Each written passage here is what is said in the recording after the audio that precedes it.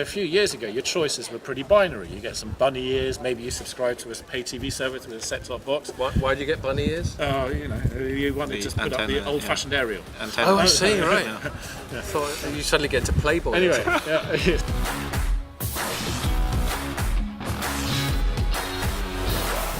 Hello and welcome to a special Telecoms.com podcast. We're on location at a place called King's Place near King's Cross Station. There's canals and stuff going on. And the reason we're here is there's been an event called, what's it called? The Ovum Digital Futures? Digital Futures. There we are. Ovum Digital Futures event 2018.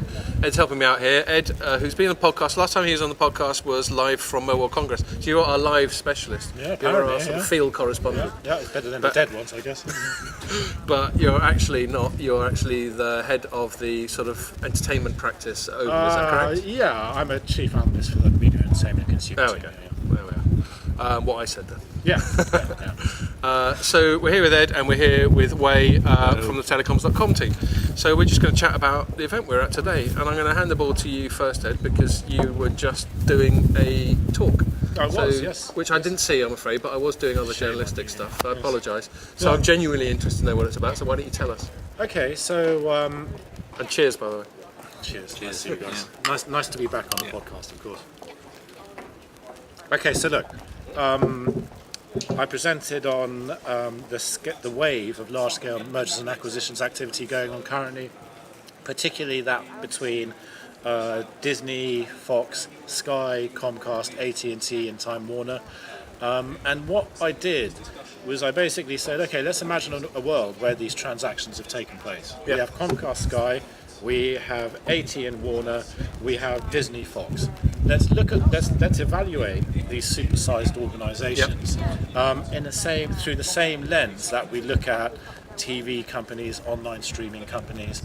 Let's get an idea of the revenues that they make from TV and video, how many subscribers they have across TV and OTT, how much can they spend on content, and then have a look at the before they merge and then after they merge, and then rank those within the various market share tables we have around this. What have we concluded? Well, what we've concluded is, first of all, they're combining because of the irresistible existential competitive pressure arising from the likes of Facebook, Apple, Amazon, Netflix and Google. Or the FANGs. That's it, FANGs with two A's. GAFA, have you not heard FANG before? Yeah, I heard that. So it's not FANG, it's FANG. That's almost so okay, look, there's no secret that Netflix and YouTube, amongst other video platforms from those organisations, have had a huge disruptive. And I would argue industry-defining impact on how audiences watch and how we pay for entertainment. It's no secret that the amount of time that people spend on things like YouTube and Netflix is relatively terrifying to people within the traditional pay TV or the broadcast industry. Let's check my kids out, man. They'd be even more terrifying. Yeah, exactly. I mean, we do have a rule at Ovum that if you use your kids' experience as evidence, then you get a written warning. Because you are not normal. I'd be in trouble. You are not normal. None of us are. So when everyone says our kids are not, it's like, so you're a high-ranking executive in a digital media platform. I mean, your kids are not bloody typical. You know what I mean? Of course, your kids live on a tablet. Okay, that's a fair point. That's a fair point. And before we get off on a and it is an enduring cliche to draw on the anecdotal experience of your own kids, but I think most kids, that certainly if my kids are any example, just to commit that crime one more time,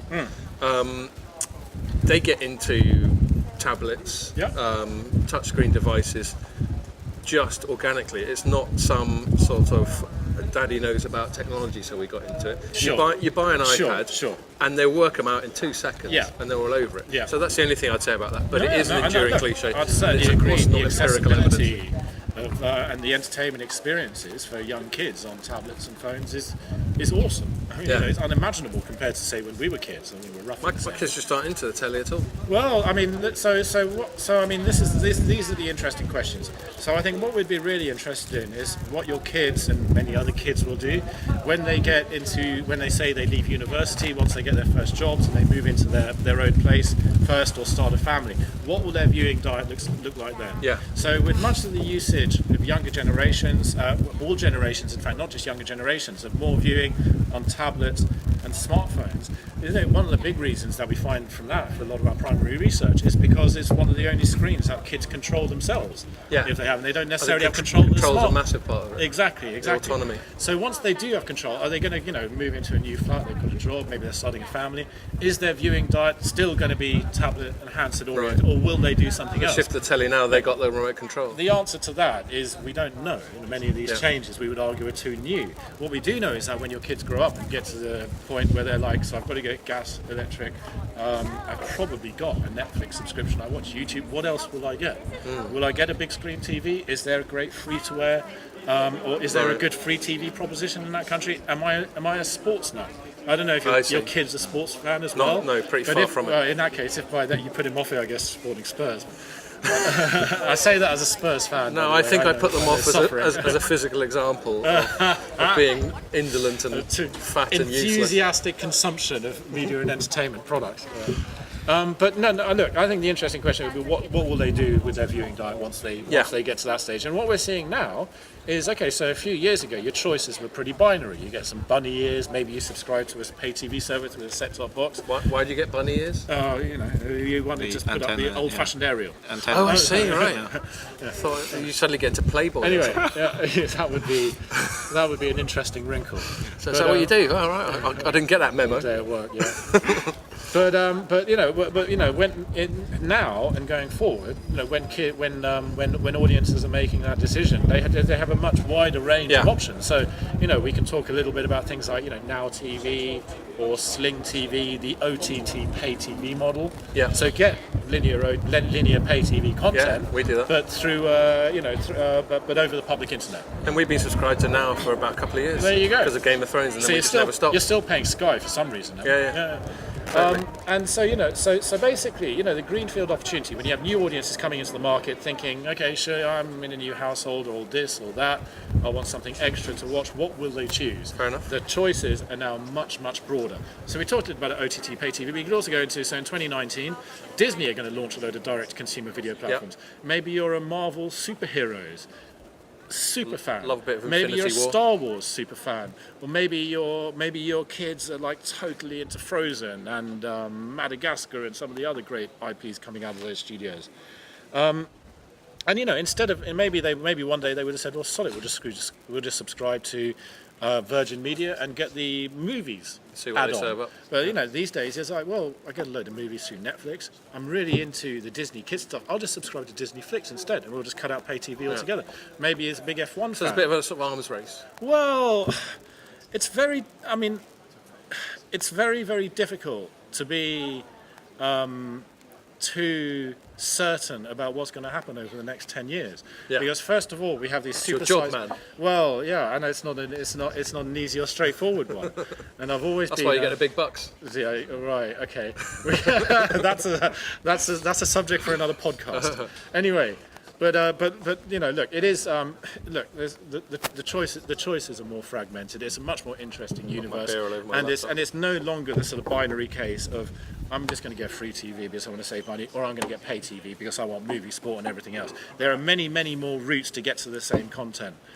Should you wish to not go for the all singing, all dancing, full fat. Paradoxically, as you said, that there will be 4 to 6 sort of program global video platforms. Global video platforms, and we already know probably 2 or 3 who they are in the future. Yeah, I agree. So on one hand, you have so much more choice coming, but on the other hand, they're getting so concentrated on a small number of platforms. Yeah. I mean, look, this is the thing. So when I said there are going to be 4 to 6 global video platforms in future, then what I was saying is that we're going to have 4 to 6 global video platforms along the scale of Netflix, YouTube. Does that mean that everyone in the world will just watch some combination of those 6? No.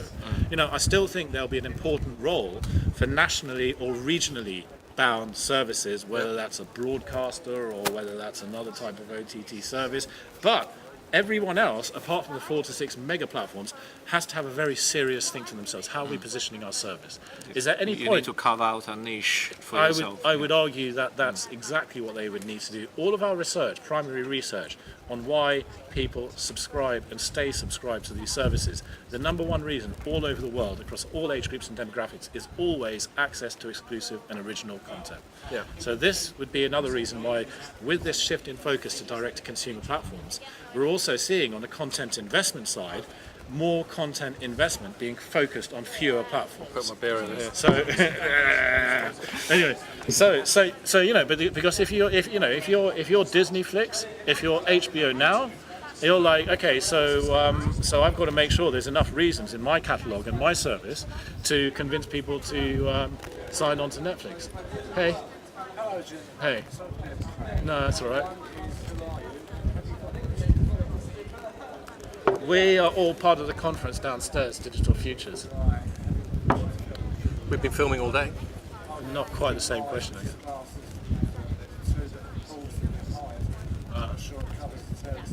Okay. Yeah, sure. Talk quickly. Shall we leave? We've got to leave that in. Yeah. Carry on. Okay. Well, let's move it along in case we get turfed out sharpish. Yeah. Other stuff that we have been talking about today. So Wei and I sat in on some talks first thing. There's a guy from Telefonica. We were talking about things like artificial intelligence, voice UIs, the sort of the ways. Basically, he spoke about new ways of interacting with technology. Using AI and voice UIs and things like that to make it more intuitive. And I thought that was really interesting because we're in the sort of touchscreen era now. Where we mainly interact as consumers. We mainly interact with technology either through keyboard and mouse, like on this laptop, or through a touchscreen on a tablet or a smartphone. GUI. There we are, your GUIs. But we are, for certain environments, for example, the car and the living room. And the living room was the one that was spoken about most today. The touchscreen doesn't really work so much. You need to have a good voice UI. But one of the problems with voice UIs is they're not necessarily. They don't have the natural language processing. They don't have the context awareness. It's not like talking to a person. No. You could argue it's right and proper. How are we doing? Okay. That's all right. Okay. Should we go downstairs? Yeah. A few moments later. Hello everyone, thanks for sticking with us. Sorry for having to completely cut the podcast in half and move to a different place, but it turned out we weren't allowed to film or record where we were before. We didn't know that, so now we're in an area where we've been filming all day and hopefully that officious security guard that turfed us out of that terrace won't find us down here. Okay, so where were we? So we've been chatting about Ed stuff. Now we're going to move on to some of the other stuff that's been here at this Ovum event today.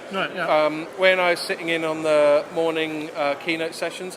There was a Telefonica guy called Chema Alonso, and he's a chief data officer. Look at you reading it from the little thing there. Exactly. And he was interesting, and he said quite a lot about what Telefonica's doing, but he also brought up lots of sort of interesting questions about artificial intelligence, about how data is used. About novel user interfaces, for example, for the living room, which sort of overlaps at least partly with what we were talking about earlier. So I thought we'd talk about that a little bit. To head it off, I mean, AI is the big one. It's one of these buzzwords that's been around for a while, but have you noticed with buzzwords, they sort of have greater or lesser sort of intensity or popularity. I believe this was set out in the famous Gartner hype cycle. Right, there we are. So I don't know, daring to mention another analyst firm. Actually, talking about analyst firms, we should make reference to this strategy analytics connection we got here. Sure. So Ed, Scott and Wei all used to work together at Strategy Analytics. What a small world it is. Now you're at Ovum, we're both at Telecoms.com, and I was just emailing, if you ever watch this, Neil, I don't know if you do, I was just emailing Neil Shah, who used to be at Strategy Analytics as well this morning. So we're part of the SA diaspora. There are many of us. Yes. So you've just mentioned Gartner. But fair enough, because they did coin this hype cycle thing, where you've got this sort of initial sort of slope of this and trough of that. It kind of goes, it gets hyped too hard to begin with. Yeah, and then it falls off a cliff. And then there's a trough of disillusionment, I think. And that's where, like, the technology or whatever it is still probably doing okay, but the froth has been blown off, the initial hype. And everyone's like, this thing isn't as big as we thought it was going to be. And then after it goes through the slough, then it kind of like just goes back up again. Slough? So the slough. Trough. So The trough of disillusionment. Slough sounds like something from Lord of the Rings. Can't you have a slough of disillusionment? S-L-U-G-H. Let's go with it. I'm good with that. The slough of disillusionment. That's a Cool. town. Or I just made it up. Yes. I think everyone in Slough's pretty disillusioned, to be honest. Wow. But that's another matter. Yes, so where are we now with AI? Are we getting more into the it's actually doing something useful? I mean, look, AI is difficult to talk about because it's relevant to practically everything to do with IT and digital operations. It's a bit broad, isn't it? It's a very, very broad. So kind of we're currently at the stage where everyone's just like, AI is going to be the next big thing. And then you kind of go, well, why exactly for this particular industry or this particular company? What problem is it going to solve? And it's usually when you get onto that second stage of discussion where things start getting interesting. Yeah. Then, so I don't know, I mean, in TV and video, people talk about using AI, obviously, to support the voice assistants, the voice UI. Yeah, that's for a lot of us. I remember you and I were both working together at SA when Siri came out, and we were trying to work out how into Siri we were. Well, and I think that was a bit disappointing, at least at first. Yeah, I mean, look, with these things, so, going back to SA, that's now a few years ago. I think I can go back even further to about 10 years ago when Xbox first released the Kinect peripheral. Yeah. And so, that was Which is the motion tracking That was thing, voice activated. And but the main thing was motion tracking, but there was a voice component as well. Rubbish. But it's in a similar vein of evolution, in that the big thing for Xbox and Microsoft was we want a user interface which is more freely accessible and universally understandable than keyboard or the GUI touch thing. And they're like, what could be more intuitive than using your voice? Or saying, hello, Kinect, wake up Xbox, or whatever. And so, that was all the way back then. And, these things have all been, the quality of AI assistance has simply been getting better and better and better since then. And that's a process which is going to continue for many decades to come. I want to knock that onto Wei. So when we were at Strategy Analytics, you had a similar remit to what you got now, the sort of entertainment content, that sort of thing. Digital media. Digital media. I didn't have I was TV. the smartphone guy, and you were more the apps. Mobile Mobile media, wasn't it? Mobile Apps, media. There we go. Yeah. So from a mobile media point of view, not that I'm going to pigeonhole you that because you're my employee now. Yeah, that's right. But all these things like Siri, AI. What did you think back then? Do you think they've got a lot better? Do they excite you now? What do you reckon? I think they're getting better now than apparently 7 years ago. But still, there are two ways of looking at it. One is it anything new? I mean, we were at that presentation when a panelist was saying AI is the new UI. Practically he was equating he coined AI that term, didn't he? to I put that in my story already. which is making a sense in a way. But on the other hand, I think he was simplifying things. He was being too simplistic. Yeah, he's going for a soundbite. Yeah, exactly. But he's making it more approachable to lay people. Yeah, I mean, I think you could make an argument that the best AI will mean that there'd be no need for user input because it'd predict everything that you wanted. Well, that's getting scary, and we'll get onto that dystopian stuff. In fact, we can I was just going to say. I mean, I sat in another presentation. It was a gentleman from Commerzbank, and he said when they started introducing AI to the staff, explaining what it could do, and suddenly the staff member said, "Oh, we've been doing that for 10 years. Now you call it AI." Because analyzing data and driving out intelligence and analytics to direct your action. That's people are using AI nowadays too broad. It's a really good point. I agree totally. In an interview I was doing earlier, I sort of remarked to the person I was talking to that isn't it just a continuation of computing? So basically, in the sort of 60s and 70s, computers came along that could do calculations at a greater rate and more complexity and faster speed than humans could. Yeah. And now we're just extending that, but they're perhaps getting more into the decision-making part of it. But it's still about machines doing stuff quicker and more efficiently than humans could just with their brains. So it's not necessarily a completely different thing. Quicker, simpler, cheaper. So that's fine. But if we are talking about AI, if we're using the sense that Stephen Hawking was using it when he said this is, well, he didn't say that, but I paraphrased him. He was saying this is existential, because just calling on the capability of AI is actually sort of threatening the very existence of human beings. Wow. I mean, you could say he was there for the soundbite, but that was one way of looking at it. Elon Musk has been panicking about it, hasn't he? Yeah, in a way. Yeah. So in the more strict sense of AI, is something you analyze the amount of data that's way beyond any human capability. Then you drive out sort of the analytics, and they use the analytics to direct other machines. So that's fine if we use that term in a more sort of strict sense. Then we can have a more sensible discussion.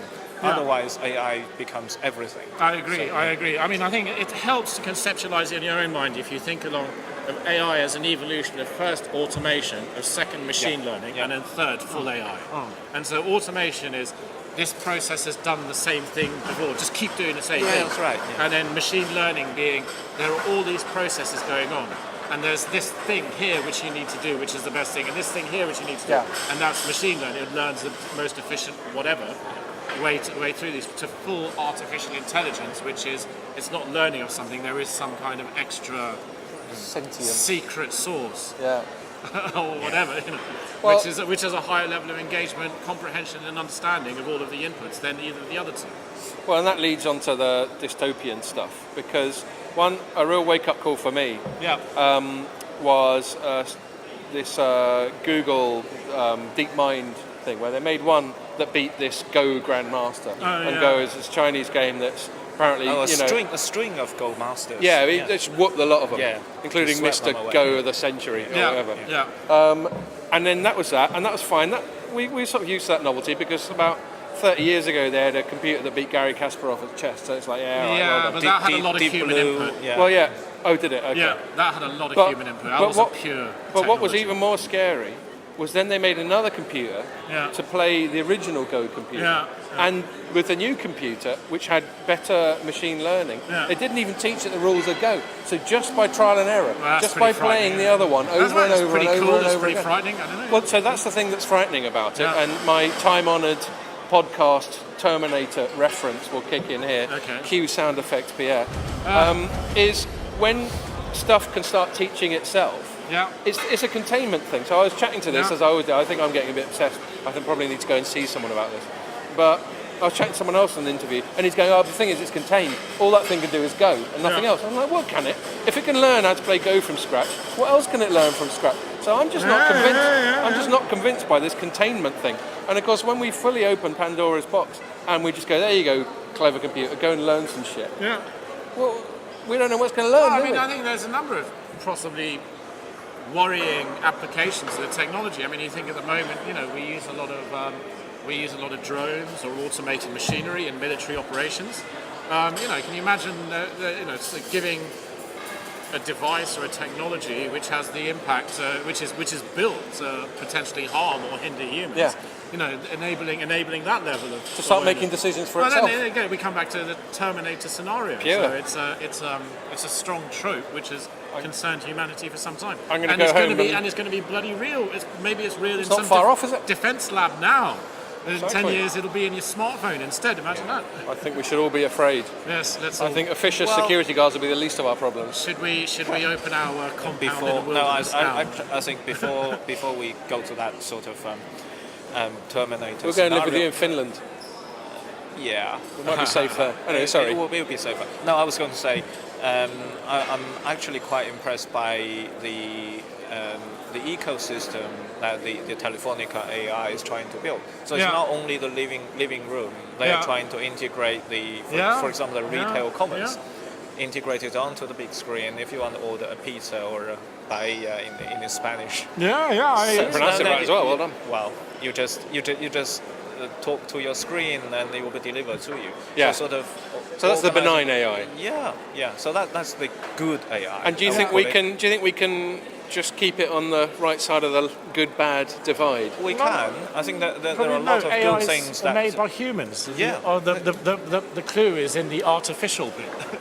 And so whoever's invented that intelligence is going to have a pretty big say in the ethical standards that it's meant to uphold or whatever. You know what I mean?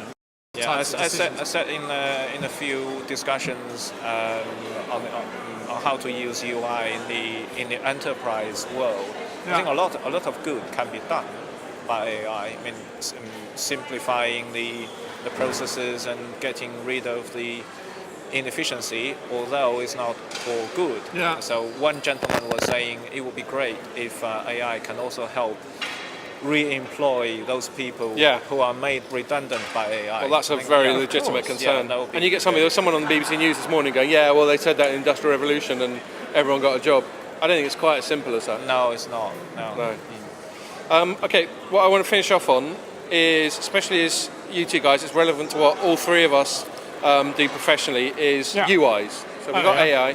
UI. Specifically, I think we're talking about voice UI, although gesture is an interesting one as well. Yeah. But we accept that the touch UI has certain limitations in certain environments. For example, car, it's a nightmare. You don't want to be getting your hand off the wheel and looking at stuff. No. And in the living room, typically, people just want to be staring at the telly and just want the stuff that they want to happen with minimal sort of interaction with technology. Yeah. So I guess the question I got for you two, I'll start with you, Ed, in the context of your world, and then ask Wei, is the voice UI now, have we got to a stage where it's genuinely a sort of useful must-have in environments like the living room, Right. or we still got a bit of a way to go?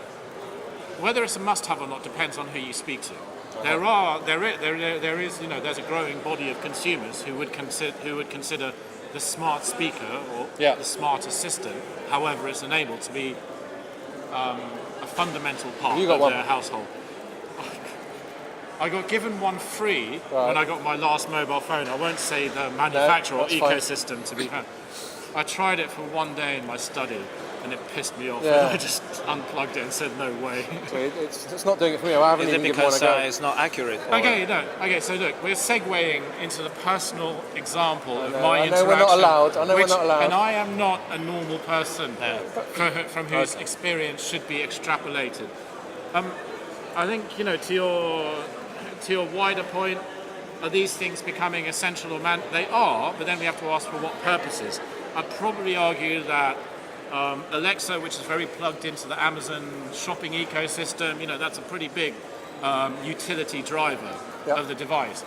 With all of the smart speakers, digital and they're getting assistants... better at content as well, by every day, aren't Well, they? no, I mean, I was about to say, so all of the smart speakers and digital assistants, they now have, open APIs, which enable them to basically meld and control third-party TV, video, music services. It's trivial. You know what I mean? The APIs are like play, go back one, go forward one. Amazon's got these commands or actions or whatever they're skills. There we go. So being able to say, Alexa, show me Richard Gere movies on Netflix or Amazon or whatever. If Netflix or the third-party video service has enabled the API, these things are relatively trivial. Now, the question is anyone actually using them? Yeah. We think currently it's at a very, very, very low level, partially because the TV audience is a vast mass market audience, many of which are not particularly concerned about things like smart speakers and are perfectly happy to watch the TV in the same way that we did in the 70s or 80s, and that's fine, and there are millions of them, so we can't denigrate them or say that they're less important than anyone else. But I think the question will be, and this will be over the next 10 years, and this will be about changing audience habits slowly over time. We'll learn whether this is going to be a thing. You've got to remember, with the voice commands to use third-party OTT video or music or games or whatever services they are, then what are you beating? For a video service, you're probably beating a button press on a remote control. Yeah. The voice small pain UI point. has got to be pretty slick to be consistently better than that. And there's every chance it will be. But I think another thing we find from our research on people who use digital assistants is there's a very low patience threshold. Right. If you use a voice command, there's me straight up. But yes, maybe this is one case where my personal anecdote has some wider relevance. I knew I'd get you on that. Anyway, but so that's because people have a relatively low patience threshold. If their voice command isn't working, it's very, very important for these devices to perform well in the wild. Okay. So in accents, maybe you woke up feeling a bit croaky, maybe you've got a cough. Still, doesn't matter. I want it to work. Why isn't it playing this?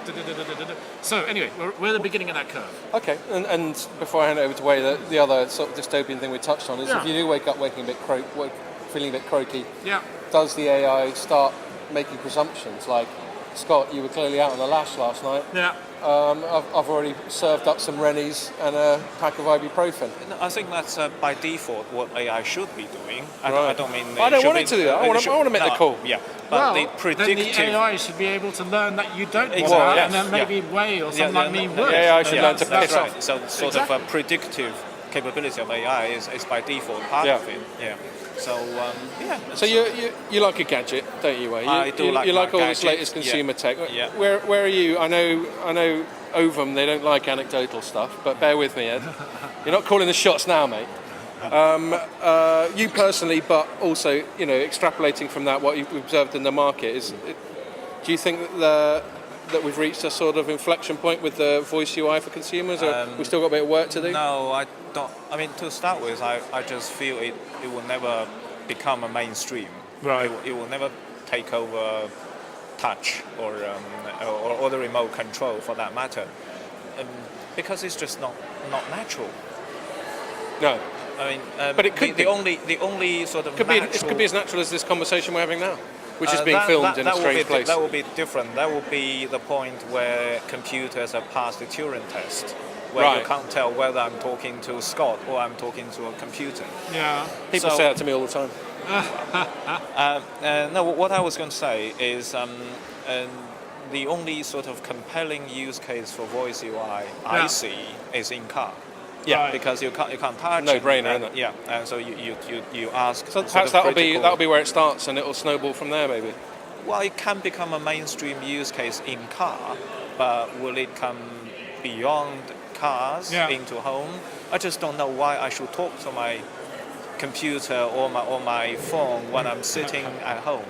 Yeah. So that's one thing. Another, I mean, if we can expand the UI into other type of interaction between human and the machine. Yeah. I don't know. I mean, will motion UI become more? Yeah. More. So for wearables, that seems like the obvious one. No one's using a screen on a little smartwatch, exactly. are they? No, I was at Apple Shop quite a few times, and they showed me the UI on every new release of the watch. I still don't get it. I still don't like it. No use cases. Yeah, there is no use case. When you've only got a square inch, it just doesn't lend itself to a finger, does it? Sort of dial thing, but I just. But it's don't meant to feel- coexist with the handset, the Apple Watch, isn't it? Ideally. Well, so isn't it? but now they've started making them with it's more embedded. Now it's standalone. standalone. It's standalone. Now they've got ones with modems in them. Oh, right. Okay. So Yeah, it's, the it's, SIM card is in there. Yeah, yeah. So are they thinking you're going to leave the if house you have with an just Apple that? Watch, you can leave your handset at home. you can. Yeah. Yeah, otherwise, why get one with a modem in? Okay, fair enough. But that's always been, I mean, way back to the SA times when we were first talking about that and we started creating a wearables thing. I was like, look, they're one of two things, a smartwatch. It's either a dumb peripheral, as you were just describing, where you pair it with your smartphone, and it's basically a health tracker / sort of notification device. Haptic communicator. Yeah, maybe that. Or it's a standalone thing that's got its own connectivity, but then you have to talk into it and you can't use the screen, that sort of thing. Yeah. And they're too expensive to be a dumb peripheral, and they haven't got enough utility to be a standalone device. And that was the case 10 years ago, and that's still the case now, as far as I'm concerned. Yeah. Interesting. Yeah. So Cool. you weren't swayed by the recent presentation and the focus on health and You mean the Apple thing? The quantified self. Well, do I look like I'm worried about health? Oh, you're athletic and No, but as we say, going back to the anecdotal thing, there are some people. Maybe Pierre, you're a bit more like that. Do you like tracking how many steps you've taken? Okay, I'm wrongly characterising you. I apologise. He shook his head, by the way, everyone. But yeah, some people are into that. But I don't think it's a mass market thing. There are certain sort of health fanatics. That's fine. They're entitled to obsess about. Garmin had a good everything. business. They didn't take over the world with running Yeah. watches, so maybe it's a similar niche. I don't know. But I think they're going to struggle, and maybe, just to sign off, just as the breakthrough use case for voice UI might be car, maybe the breakthrough use case for the gesture UI, if they get it right, will be wearables. But we still seem to. They're not even talking about it yet. Yeah. So we're at the very start of that Gartner hype cycle there. It's not even hyped yet, is it? Yeah, we need to speak to Gartner about this.